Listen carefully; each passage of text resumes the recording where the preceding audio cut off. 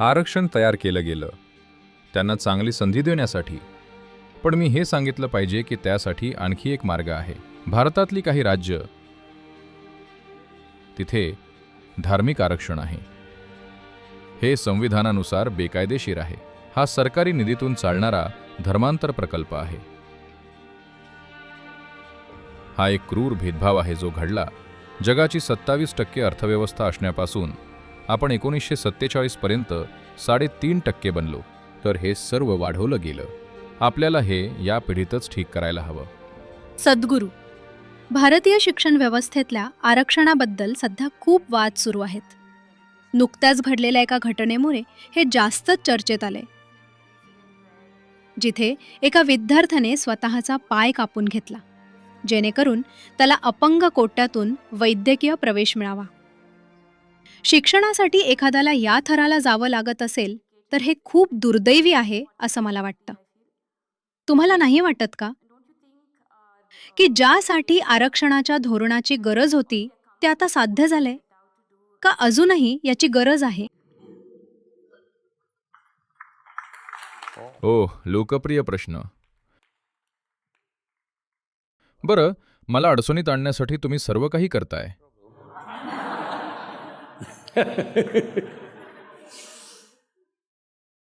पहा, तुम्ही यामागचा विचार समजून घ्यायला हवा. आरक्षण तयार केलं गेलं कारण हजारो वर्षांपासून काही लोक सामाजिकदृष्ट्या मागे राहिले, गंभीररित्या मागे राहिले. तर ही विसंगती तुम्ही कशी दूर करणार? त्यांना अधिक चांगली संधी द्या. पण स्पष्टपणे ते 50% ठेवलं गेलं कारण अंदाजे 50 ते 55% सामाजिकदृष्ट्या मागास होते.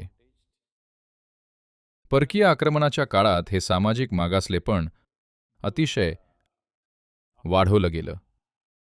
त्यापूर्वी ते त्यांच्या व्यवसायात प्रगती करत होते.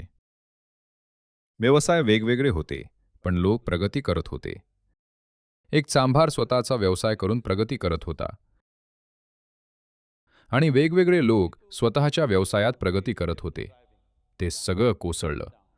गेल्या 200 वर्षात प्रचंड गरिबी आली. जगातली सर्वात मोठी अर्थव्यवस्था असण्यापासून आपण एक देश म्हणून 100च्याही खाली गेलो.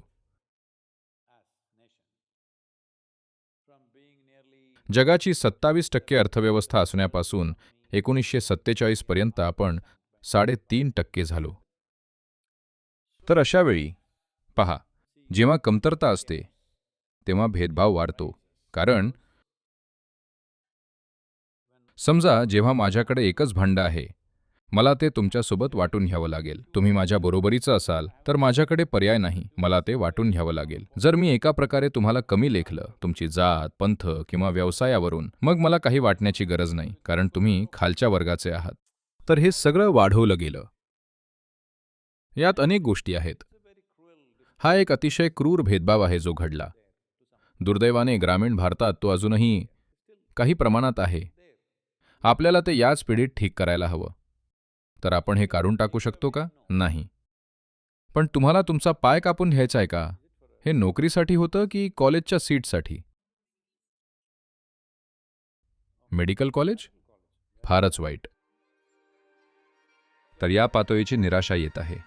पण मला हे सांगायला हवं की त्यासाठी अजून एक मार्ग आहे.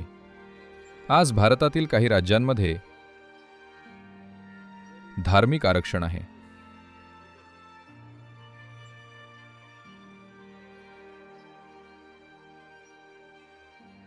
तुम्हाला फक्त योग्य धर्मात जायचं आहे, तुम्हाला आरक्षण मिळेल. होय, काही राज्यांमध्ये अल्पसंख्याक धर्मांसाठी आरक्षण आहे. तुम्ही धर्मांतर केलं तर तुम्हाला सीट मिळेल. तर हा सरकारी निधीतून चालणारा धर्मांतर प्रकल्प आहे. दुर्दैवाने आपल्या डोळ्यांसमोर हे घडत आहे. हे संविधानानुसार बेकायदेशीर आहे कारण संविधान कोणत्याही धर्मासाठी आरक्षणाची परवानगी देत नाही. हे फक्त सामाजिक किंवा आर्थिकदृष्ट्या मागासलेल्या लोकांसाठीच आहे. नक्कीच त्यांना मदतीचा हात हवा होता अजूनही असा गट आहे ज्यांना मदतीचा हात हवा आहे. पण आज तुम्ही त्याला स्पर्श करू शकत नाही, कारण तो एक राजकीय मुद्दा बनलाय. काही राजकारणी आहेत जे याबद्दल आता बोलत आहेत. तुम्ही त्यांच्या संख्येकडे पाहिलं?